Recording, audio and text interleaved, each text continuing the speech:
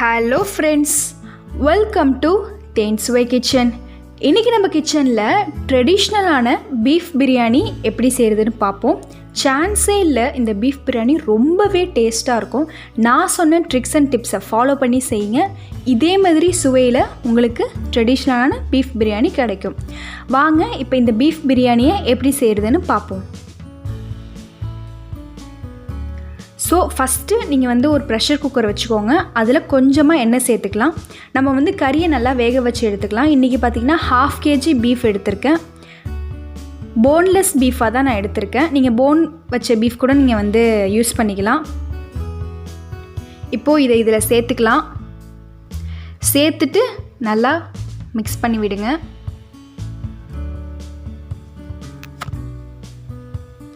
இப்போது அது கூட ஒரு டேபிள் ஸ்பூன் மட்டும் இஞ்சி பூண்டு விழுது சேர்த்துக்கிறேன்.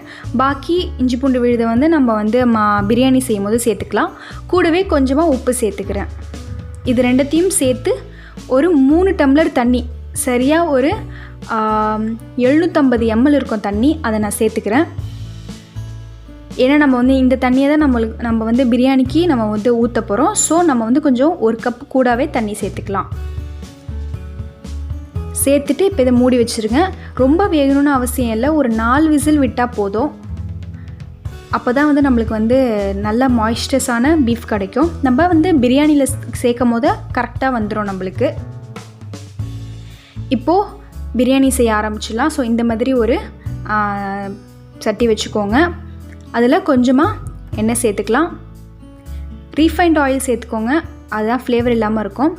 ஒரு 3 டீஸ்பூன் நெய் சேர்த்துக்கோங்க. இது ஆப்ஷனல் தான்.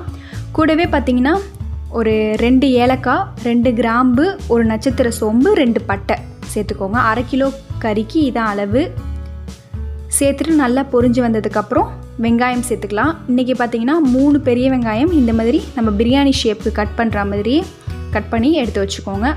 கூடவே ஒரு 2 பழுத்த மிளகாய் நீங்கள் சேர்க்கும் போது அந்த சுவையே ரொம்பவே சூப்பராக இருக்கும். ஸோ நீங்கள் பச்சை மிளகாய் விட பழுத்த மிளகாய் சேர்க்குறது நல்லது.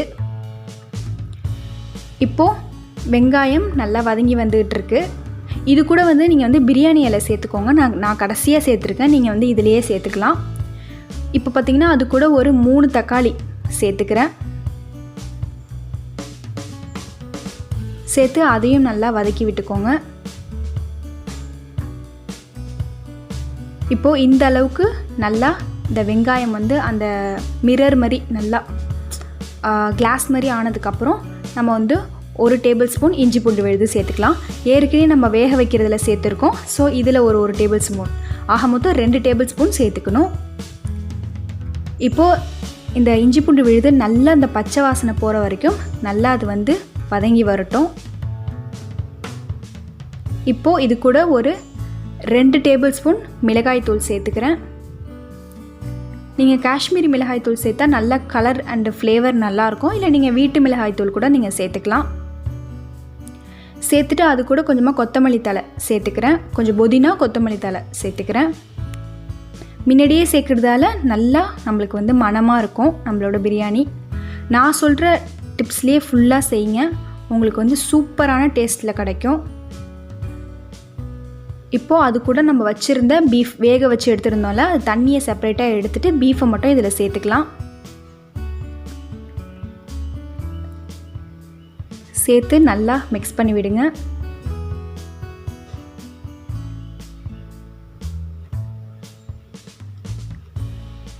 இப்போது அது கூட ஒரு 2 டீஸ்பூன் மிளகுத்தூள், 2 டீஸ்பூன் ஜீரகத்தூள், ஒரு 1/2 டீஸ்பூன் மஞ்சள் தூள் சேர்த்து நல்லா மிக்ஸ் பண்ணி விடுங்க.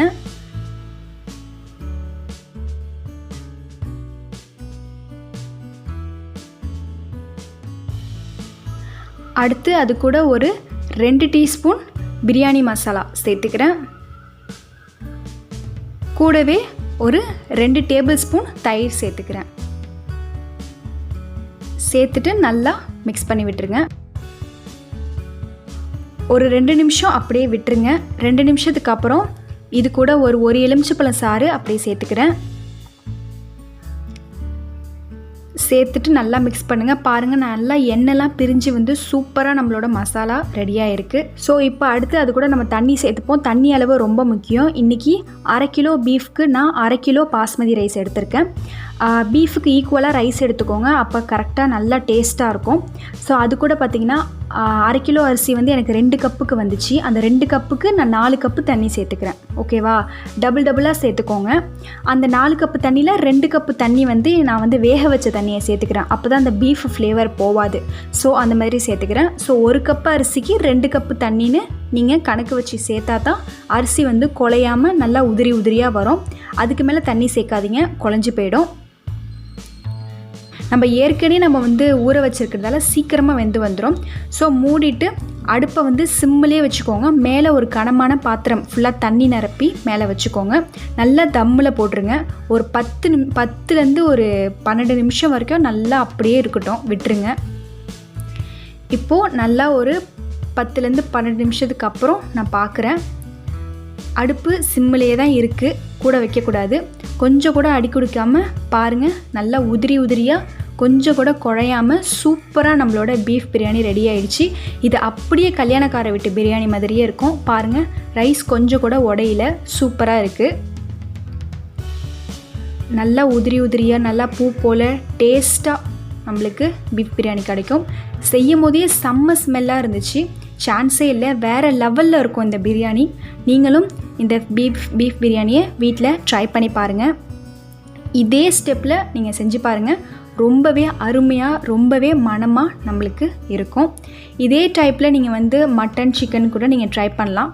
ரொம்ப சூப்பராக இருக்கும். நீங்கள் வந்து ஜீரக சம்பா ரைஸ் கூட நீங்கள் வச்சு செய்யலாம். இதே டேஸ்ட் தான் கிடைக்கும். பட் பாஸ்மதினா கொஞ்சம் வந்து இந்த ஃப்ளேவர் கிடைக்கும். கொஞ்சம் பாஸ்மதி ரைஸ்னே நல்லா வாசனையாக இருக்கும்ல. ஸோ பாஸ்மதி ரைஸில் செஞ்சால் ரொம்பவே அட்டகாசமாக இருக்கும். ஸோ இந்த ரெசிபி உங்களுக்கு பிடிக்கும்னு நினைக்கிறேன். இந்த பீஃப் பிரியாணியை நீங்கள் வீட்டில் ட்ரை பண்ணி பாருங்கள். ஸோ இந்த பிரியாணியை நீங்கள் வீட்டில் சர்ப்ரைஸாக செஞ்சு கொடுங்க. யாருமே பீஃபில் தான் செஞ்சுருக்கோமா அப்படின்னு கண்டுபிடிக்கவே மாட்டாங்க. அப்படியே கறி பிரியாணி டேஸ்ட்லேயே நம்மளுக்கு சூப்பராக இருக்கும். ஸோ நான் சொன்ன ரெசிபி பிடிச்சிருந்துச்சுன்னா மறக்காமல் லைக் பண்ணி ஷேர் பண்ணுங்கள். இது வரைக்கும் எங்கள் சேனலுக்கு சப்ஸ்கிரைப் பண்ணாமல் இருந்தீங்கன்னா மறக்காமல் சப்ஸ்கிரைப் பண்ணிக்கோங்க. கூடவே இந்த பெல் ஐக்கானையும் கிளிக் பண்ணிக்கோங்க. அடுத்தடுத்து புது வீடியோஸ் நிறையா வருது, பார்த்து ட்ரை பண்ணுங்கள். தேங்க்யூ.